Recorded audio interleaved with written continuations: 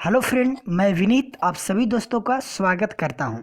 मध्यकालीन भारत का 9वां अध्याय तुगलक वंश। तो चलिए शुरू करते हैं। यदि आप हमारे यूट्यूब चैनल पर पहली बार आए हैं तो इसे जल्द से जल्द सब्सक्राइब कर लें, क्योंकि इस तरह का बेनिफिशियल वीडियो हमेशा आते रहेगा जिससे आप लोग को काफ़ी बेनिफिट पहुंचेगी। तो चलिए शुरू करते हैं। फर्स्ट है, संभवतः नहरों का निर्माण कराने वाला पहला तुगलक शासक कौन था? तो गयासुद्दीन तुगलक प्रथम सल्तनत कालीन शासक था जिसने नहरों का निर्माण सिंचाई के लिए करवाया था कृत्रिम रूप से।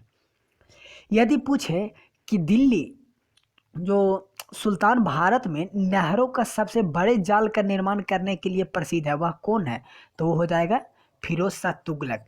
लेकिन गयासुद्दीन तुगलक है वो प्रथम सल्तनत काल शासक है जिन्हें नहरों का निर्माण कराया था। इस तरह से इसका राइट आंसर हो जाएगा गयासुद्दीन तुगलक। नेक्स्ट है कि गाजी की उपाधि धारण करने वाला दिल्ली का प्रथम सुल्तान कौन था? तो गाजी की उपाधि धारण करने वाला दिल्ली का पहला सुल्तान गयासुद्दीन तुगलक था। इसे गाजी मलिक भी कहा जाता है, इसलिए कहा जाता है क्योंकि गयासुद्दीन तुगलक ने इसकी उपाधि ली थी। क्यों लिया था? क्योंकि इसके समय में मंगोलों का सबसे अधिक आक्रमण हुआ था। 29 लगभग आक्रमण हुआ था और सभी आक्रमण को मतलब विफल कर दिया था मंगोलों के आक्रमण को। तो इसका राइट आंसर हो जाएगा गयासुद्दीन तुगलक। नेक्स्ट क्वेश्चन की ओर चलते हैं।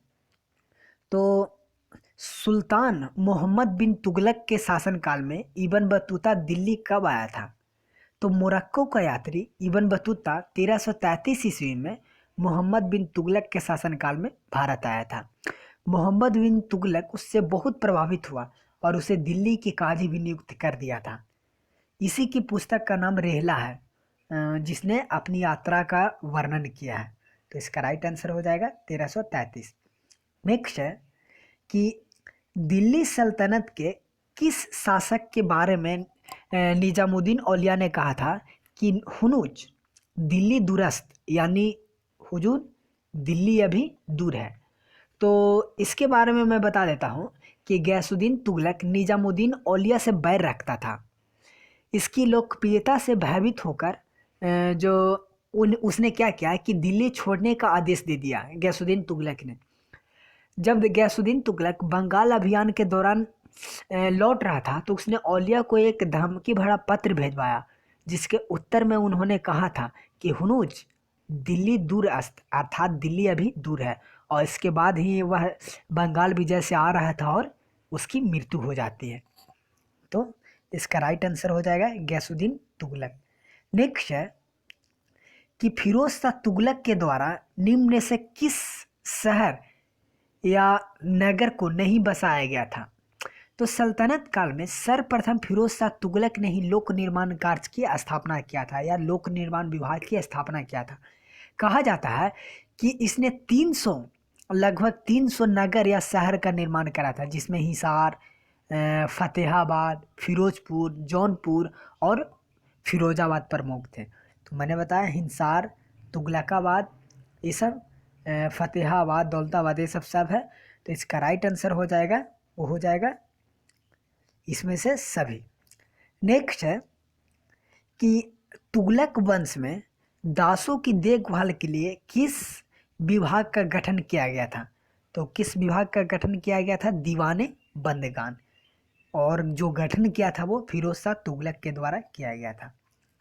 नेक्स्ट है सुल्तान मोहम्मद बिन तुगलक के निधन पर किस इतिहासकार के द्वारा लिखा गया था कि सुल्तान को उसकी प्रजा से और प्रजा को उसकी सुल्तान से मुक्ति मिल गई? तो किसके द्वारा कहा गया था? बदायूनी के बारे में बदायूनी ने कहा था, यानी लिखा था। तो इसका राइट आंसर बी हो जाएगा। नेक्स्ट है फिरोज शाह तुगलक ने अपनी आत्मकथा की रचना किस नाम से किया था? तो किस नाम से किया था? फुतुहात फिरोज शाह। इसका राइट आंसर सी हो जाएगा, फुतुहात फिरोज शाह। यह एक अच्छा कोटि का पढ़ा लिखा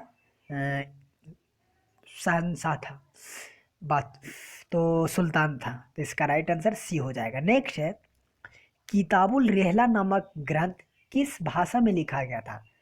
तो किताबुल रेहला है या रेहला भी बोल सकते हैं, यह इब्न बतूता के द्वारा लिखा गया था, जो MBT मोहम्मद बिन तुगलक के शासनकाल में भारत आया था 1333 ईस्वी में, मैंने बता दिया है।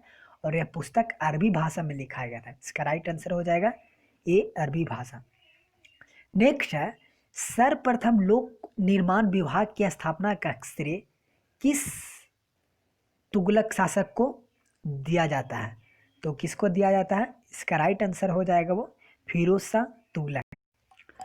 तुगलक वंश ने अद्दा एवं बीक नामक सिक्के जारी किए थे। यह सिक्के निर्मित होते थे, तो यह सिक्के किस में निर्मित होते थे? तांबे और कांसा के। तो इसका राइट आंसर हो जाएगा तांबे और कांसा, यानी सी। नेक्स्ट है, दिल्ली सल्तनत के किस शासक के लिए प्रचलित था कि शहंशाह की सल्तनत दिल्ली से पालम तक पहुंच गई थी? तो इसी के मतलब इसका राइट आंसर हो जाएगा नसरुद्दीन मोहम्मद। नसरुद्दीन मोहम्मद के बारे में कहा जाता है कि इसकी जो सल्तनत थी वो मात्र दिल्ली से पालम तक थी, तो ये आप ध्यान रखिएगा। नेक्स्ट है, राज के खर्च पर हज की व्यवस्था करने वाला प्रथम भारतीय शासक कौन था? तो वह कौन था? फिरोज शाह तुगलक ही था। इसका राइट आंसर ये हो जाएगा फिरोज शाह तुगलक। निम्नलिखित में से कौन सा कथन है वो सही नहीं है? नसरुद्दीन महमूद के समय तैमूर ने भारत पर आक्रमण किया था, ये बिल्कुल गलत है। फलों की गुणवत्ता को सुधारने के लिए फिरोज शाह तुगलक ने उपाय किया था, ये बिल्कुल सही है। फिरोज शाह तुगलक ने गुलामों के लिए अलग विभाग की स्थापना किया था, ये भी बिल्कुल सही है। मोहम्मद बिन तुगलक ने एक नया स्वर्ण सिक्का जारी किया था जो इब्न बतूता द्वारा दिनार कहा गया। तो देखिए इसमें से लगभग कुछ गलत भी है और कुछ सही है, तो इसका राइट आंसर हो जाएगा एक से अधिक। नेक्स्ट है, मंगोल शासक तैमूर ने भारत पर कब आक्रमण किया था? तो कब आक्रमण किया था? 1398 ईस्वी में आक्रमण किया था। इसका राइट आंसर हो जाएगा डी, 1398 ईस्वी में। और इसी के आक्रमण के साथ ही तुगलक वंश का लगभग पतन हो जाता है। इसका राइट आंसर डी हो जाएगा। नेक्स्ट है, किस वंश के सुल्तानों में सबसे अधिक समय तक देश में राज किया था? तो किसने सबसे अधिक समय तक राज किया था? तो वह तुगलक वंश। तुगलक वंश के जो शासनकाल था वो सबसे अधिक समय तक राज किया था, लगभग 1320 से 1414 ईस्वी तक।